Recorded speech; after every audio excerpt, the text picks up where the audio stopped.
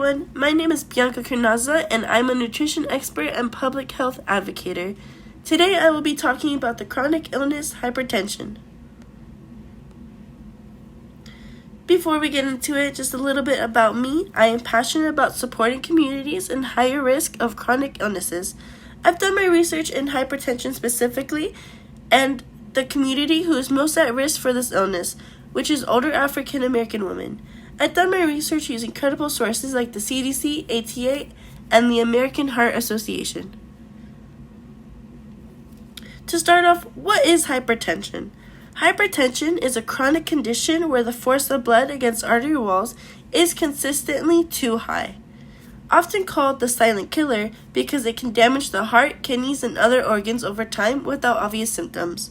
Some common signs that could lead up to being diagnosed with hypertension include high blood pressure, readings usually 130/80, abnormal heart rhythms, and retinal changes.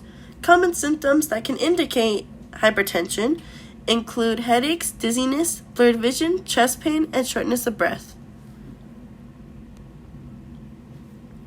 Now moving into the targeted communities. Nearly 60% of African American women aged 20 and older have high blood pressure. They can develop hypertension earlier and experience more severe complications like stroke and kidney disease. Some contributing factors include genetic predisposition, meaning it could be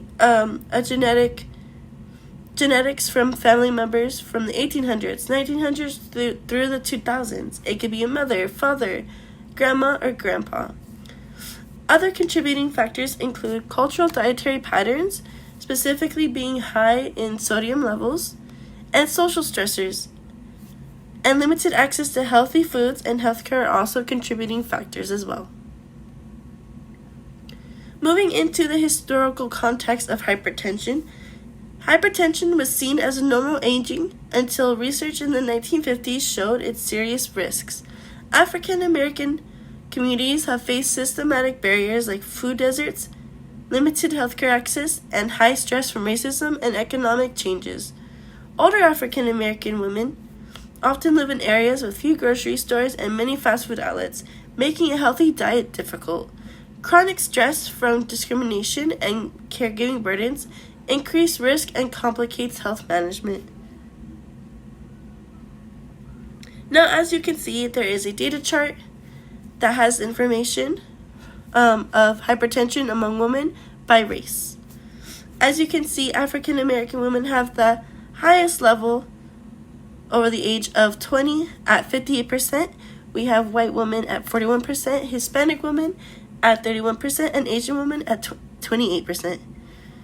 This data source was collected by the CDC website and American Heart Association articles back in 2023. African American women have the highest rates of hypertension, affecting nearly 58% of those over the age of 20. This disparity highlights the urgent need for targeted prevention and support.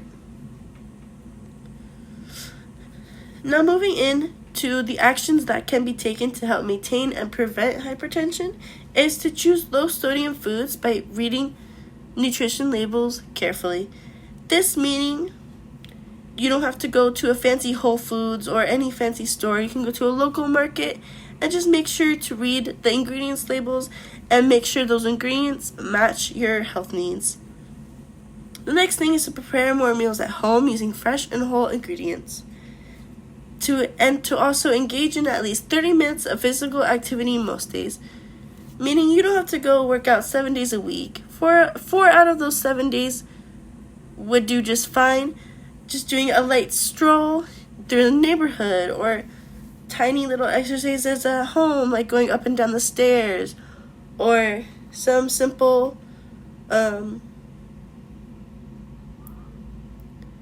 squats in your home would do just fine. To manage stress through meditation and prayer groups or support groups is also another healthy way to help decrease the risk of hypertension.